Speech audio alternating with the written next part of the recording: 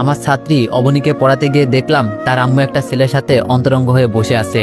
আমি তাদের দুজনকে দেখে লজ্জায় মুখ ঘুরিয়ে নিলাম। আমাকে দেখে তারা নিজেরাও নিজেদেরকে গুছিয়ে নিল। আসলে মানুষের আসল চেহারাটা বোঝা যায় না। অবনীর মা যে এরকম একটা খারাপ কাজ করতে পারে এটা কখনো আমার ভাবনায় আসেনি। তবে চাহিদার প্রয়োজনে মানুষ অনেক জঘন্য কাজও করে থাকে। নিজের থেকে বয়সে অনেক ছোট ছেলের সাথেও মানুষ প্রেমের সম্পর্ক গড়ে তুলতে পারে, সেটা আমি আজ বুঝলাম। আমি কিছু বলার আগেই অবনীর মা আমাকে বলল, অবনী তো এখনো স্কুল থেকে ফেরেনি, আর আজ তুমি এত আগেই পড়াতে আসবে সেটা বলবে না? তখন আমি বললাম, আজ মাসের শেষ তারিখ, তাই একটু আগেই পড়াতে এসেছি, টাকাটাও দরকার ছিল। তখন অবনীর মা বলল, আচ্ছা ঠিক আছে, তুমি বসো, আমি টাকা নিয়ে আসছি। কিছুক্ষণ পর অবনীর মা এসে আমার হাতে 10,000 টাকা দিয়ে বলল, ও হচ্ছে আমার খালাতো ভাই সুজন, অবনীকে ওর কথা বলার দরকার নেই, তোমাকে অগ্রিম মাসে টাকাটাও দিয়ে দিলাম। তোমার নাকি টাকার সমস্যা বলেছিলে, আজকে পড়াতে হবে না, তুমি বরং কালকে এসো। টাকাটা নিয়ে আমি চলে আসি। অবনীকে পড়াই আজ 6 মাস হতে চলল। সত্যি বলতে অবনীকে আমি টাকার জন্যই পড়াই। অবনীর বাবার টাকা পয়সার কোনো অভাব নেই, তাই বাবা বিদেশে থাকেন, তাই আমাকে মাস শেষে 5,000 টাকা দিতে কোনো সমস্যা হয় না। 10,000 টাকা পেয়ে সেখান থেকে মাকে 4,000 টাকা দিলাম, আর বোনকে 1,000 টাকা। বাকিগুলো আমার প্রয়োজনে কাজে লাগবে, রেখে দিলাম। মাকে দেওয়া এটা আমার প্রথম কোনো উপহার। আমি এর আগে কখনো মাকে টাকা দিইনি। টাকা দেওয়ার পর মায়ের চোখে যে আনন্দটা দেখেছিলাম সেটার কাছে পৃথিবীর সব আনন্দ তুচ্ছ। 1,000 টাকা পেয়ে আমার বোন এতটা খুশি হবে ভাবিনি।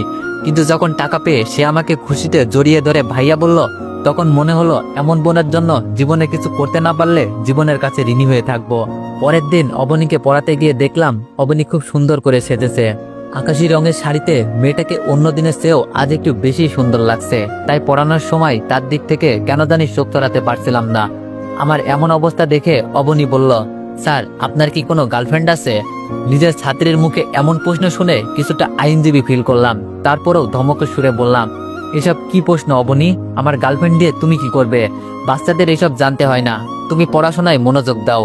তখন অবনী বলল, কে পিসি, দেখেন আমি কত বড় হয়ে গেছি, আর ক্লাস 9-এ পড়া একটা মেয়েকে বাচ্চা বলা মোটেও উচিত না। আমার এক বান্ধবীর বিয়ে হয়েছে, বাচ্চার মাও হয়ে গেছে, আর আপনি আমাকে বাচ্চা বলছেন? অবনীর কথাই ঠিক, অবনীকে আজ মোটেও বাচ্চা বাচ্চা লাগছে না, বড়ই মনে হচ্ছে। শাড়ি পরলে ছোট মেয়েদেরকেও অনেক বড় মনে হয়, অবনীকেও আজ বড়দের মতোই মনে হচ্ছে। আমি অবনীর কথা এড়িয়ে যাওয়ার চেষ্টা করলেও পারলাম না। অবনী আবার জিজ্ঞেস করলো, স্যার আপনি কিন্তু বললেন না আপনার কোনো গার্লফ্রেন্ড আছে নাকি? তখন বাধ্য হয়ে বললাম, ছিল এক সময়, তবে এখন নেই। এবার খুশি তুমি? তোমার প্রশ্নের উত্তর খুঁজে পেয়েছো। তখন অবনীর চোখে মুখে অনেক আনন্দ দেখতে পেলাম। আমার গার্লফ্রেন্ড নেই শুনে অবনী এতটা খুশি হলো কেন বুঝতে পারলাম না। প্রায় 6 মাস পর হঠাৎ করে জানতে পারলাম অবনীর মা প্রেগনেন্ট। এমন অবস্থায় সব জায়গায় জানাজানি হয়ে গেল। যেহেতু অবনীদের বাসায় আমি বাদে আর কোনো ছেলের যাওয়া আসা করতো না, তাই সবাই আমার দিকে আঙ্গুল তুলতে লাগলো, আমাকে সন্দেহ করতে লাগলো। অবনীর মা যখন আমাকেই দই দিল তখন আমার মরে যেতে ইচ্ছে করছিল। অবনীর মা নিজেকে বাঁচানোর জন্য আমার নামে যে এত বড় একটা মিথ্যা কথা বলবে আমি কখনো কল্পনাও করিনি। অবনীর সামনে সেদিন কি লজ্জাটাই না পেয়েছিলাম। কোনো অপরাধ না করেও আমি অবনীর চোখের দিকে তাকাতে পারিনি। অবনী অনেক ঘৃণা নিয়ে আমার দিকে তাকিয়েছিল। সে কাঁদতে কাঁদতে যখন বলল, স্যার আপনি চাইলেই তো আমি আপনাকে এই সুখটা দিতাম, আপনাকে আমি ভালোবাসতাম, আর আপনি কিনা আমার মায়ের সাথে এটা করলেন। আপনার প্রতি যে রেসপেক্ট ছিল সেটা আপনি রাখেননি। আপনি কখনোই একজন শিক্ষক হওয়ার যোগ্যতা রাখেন না। কথাগুলো বলেই অবনী আমাকে ধাক্কা দিয়ে তাদের বাসা থেকে বের করে দেয়। আমিও চলে আসি। এলাকার সবাই জেনে গিয়েছে বিষয়টা, তাই লজ্জায় কারোর সামনে যেতে পারতাম না। বাসায় চুপচাপ থাকতাম। বাবা মা বোন কেউ আমার সাথে আগের মতো কথা বলে না। আমার জীবনটা যেন একাকিত্বের এক নরকে পরিণত হলো। ঠিক এমন সময় আমার নরকীয় জীবনটাকে আরো বিষাক্ত করে তুলতে ফোন দিল আমার প্রাক্তন। মিলির সাথে আমার 2 বছরের সম্পর্ক ছিল। হঠাৎ করে একদিন প্রচন্ড রাগারাগি হলো দুজনের মাঝে। সেদিনই ব্রেকআপ করলাম আমরা। তারপরে আমি আর তাকে কোনোদিন ফোন দিইনি, কারণ আমি আমার ইগোর সাথে কখনো আপোষ করতে চাইনি। সেও কখনো ফোন দেয়নি। আজ এতদিন পর কেন ফোন দিল সেটার কারণ খুঁজতে গেলাম না। ফোনটা রিসিভ করতেই ওপাশ থেকে ভেসে আসলো চিরপরিচিত সেই কণ্ঠস্বর। মিলি বলল, তোমার সাথে বিচ্ছেদ হয়ে ভালোই হয়েছে, এমন একটা কাজ করবে কখনো ভাবিনি।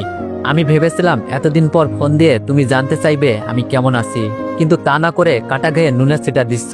এটা বলার জন্যই কি ফোন দিয়েছো? মিলি বলল, সেটা বলার প্রয়োজন মনে হয়নি, কারণ তুমি ভালোই আছো।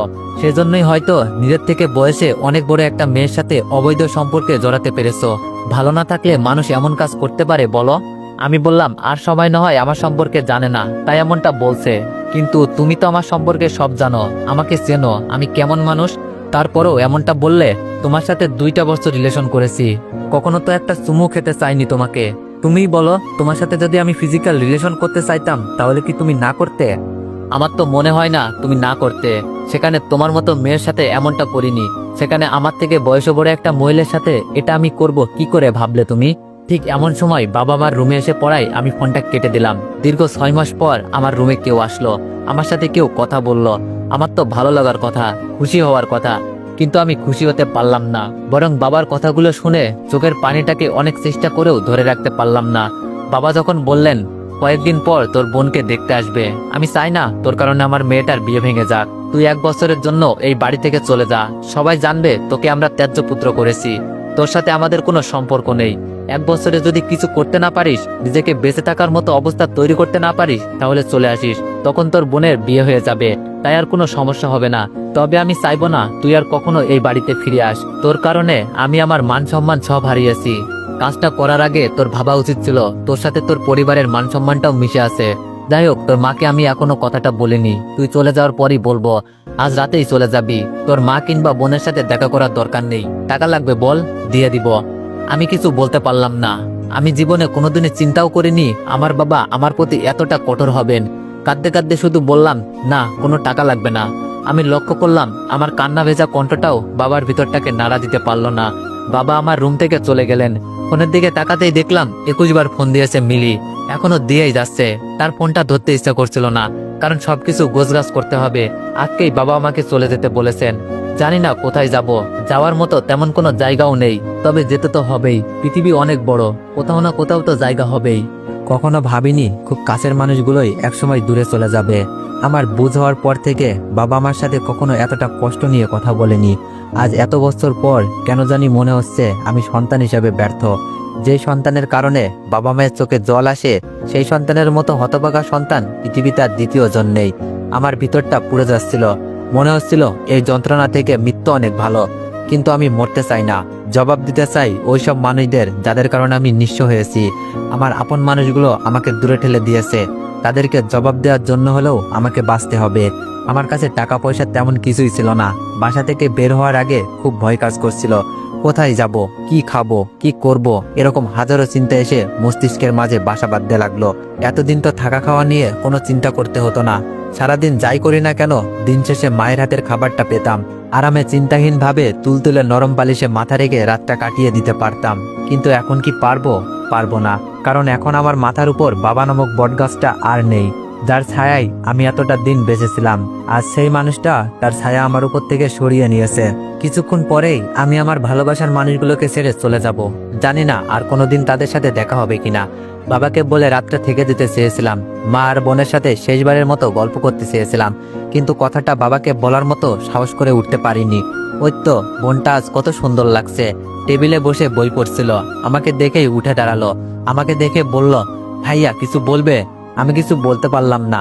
2 মাস হতে চললো ঠিক মতো আমার সাথে বোনটা কথা বলেনি, আজ আমার সাথে কথা বললো। তাহলে কি বাবার মতো সেও জানে আজকের পর থেকে তার ভাইটাকে আর সে চাইলেও ভাইয়া ডাকতে পারবে না। শেষবারের মতো ভাইয়া ডেকে নিজেকে সান্ত্বনা দিচ্ছে। কত ইচ্ছে ছিল বোনটাকে নিজের হাতে বউ সাজাবো। বোনকে বউয়ের সাথে দেখার ইচ্ছাটা বোধহয় সব ভাইয়াদের পূরণ হয় না, আমারও হবে না। তাতে কি, মানুষের জীবনে তো আর সব ইচ্ছারই পূরণ হয় না, আমারও হবে না। তবে মনের ভিতর দুঃখটা থেকেই যায়। শেষবারের মতো বলতে ইচ্ছে করছিল, আরেকবার ভাইয়া বলে ডাক। তোর মুখ থেকে ভাইয়া ডাকটা শুনতে অনেক ভালো লাগে, কিন্তু আমি বললাম না। কি দরকার শুধু শুধু মায়া বাড়িয়ে?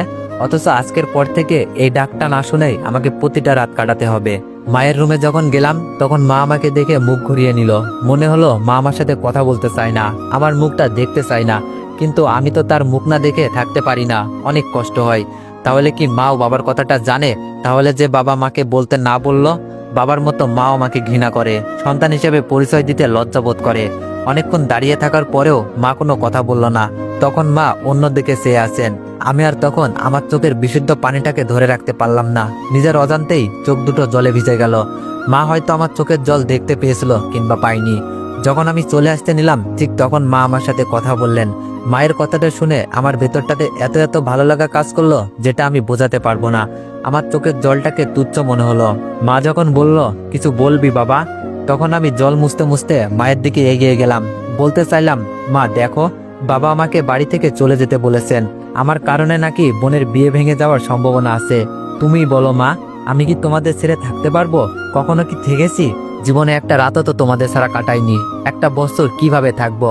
বাবা কি জানে না আমার যাওয়ার মতো কোনো জায়গা নেই? বাবা কি জানে না আমার কাছে খাওয়ার মতো কোনো টাকা নেই? বাবা কি জানে না তোমার হাতে রান্না না খেলে পেটে খাবার হজম হয় না? তুমি বাবাকে বলে ম্যানেজ করো না মা।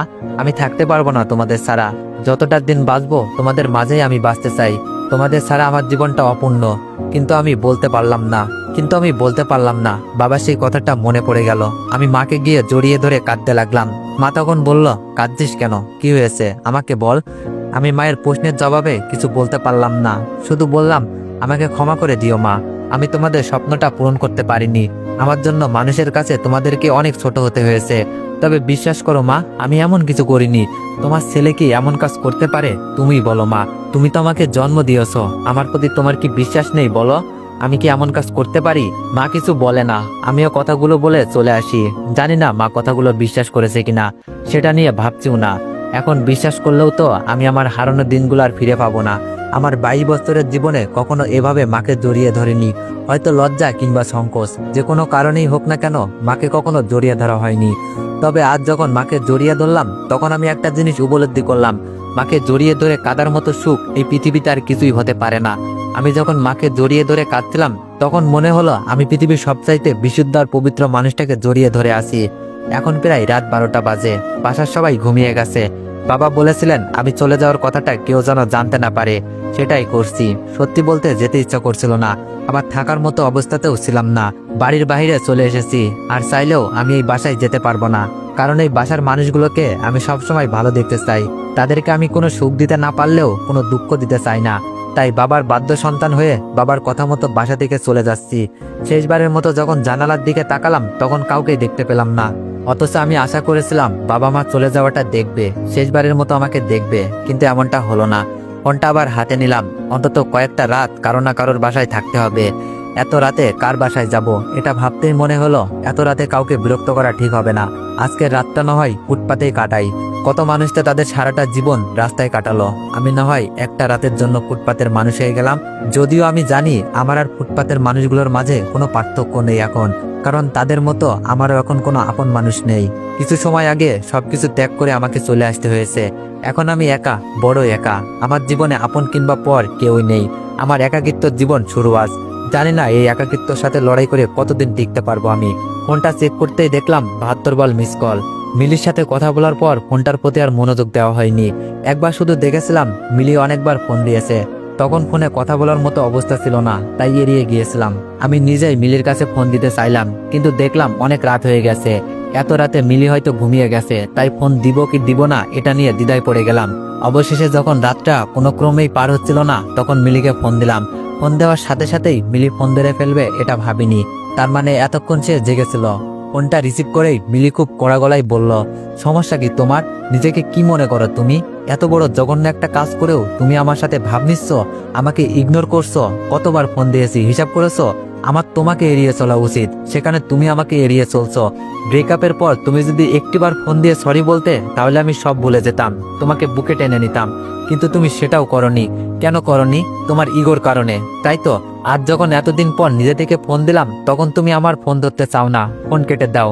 আমি মিলিকে আমার কষ্টের কথা বলতে চাইলাম আমার নিঃস্ব হওয়ার কথা। তাকে বলতে চাইলাম আমার বাবা আমাকে বাড়ি থেকে 1 বছরের জন্য বের করে দিয়েছে। 1 বছরের জন্য না, সব সময়ের জন্য। কারণ আমি হয়তো আর ওই বাড়িতে কোনোদিন পা রাখবো না। কিন্তু বললাম না, আমার কষ্টের কথা কাউকে জানাতে চাই না আমি। আর মিলি আমার এখন কেউ না। তাকে বললে হয়তো সে মজা নিবে। সুখের কথা মানুষকে বলা যায়, মানুষের সাথে শেয়ার করা যায়, কিন্তু দুঃখের কথা কাউকে বলতে নেই, তাহলে মানুষ মজা নিবে। আমি আমার দুঃখটা শুধু আমার মাঝেই লুকিয়ে রাখতে চাই, কাউকে বলতে চাই না। আমি মিলিকে বললাম একটু সমস্যা হয়েছিল, তাই ফোন ধরিনি। সমস্যা নেই, তুমি তোমার যত রাগ আছে আমার উপর ঝাড়তে পারো, আমি কিছু মনে করব না। তবে তোমার কাছে আমার একটাই অনুরোধ, আমার উপর কোনো অভিযোগ রেখো না। আমার কথা শুনে মিলি ফোনটা রেখে দেয়। তার ফোন রেখে দেওয়ার কারণটা খুঁজতে গেলাম না। হয়তো আমার কাপুরুষের মতো আত্মসমর্পণটা সে মেনে নিতে পারেনি, তাই ফোনটা রেখে দিয়েছে। তো এভরিওয়ান, গল্পটির নাম হচ্ছে মায়ার বাঁধন। আর যদি এই গল্পটির নেক্সট পার্ট পেতে চাও তাহলে বেশি বেশি কপি লিঙ্ক করে দাও আর একটু বেশি বেশি কমেন্ট করে দাও। ধন্যবাদ।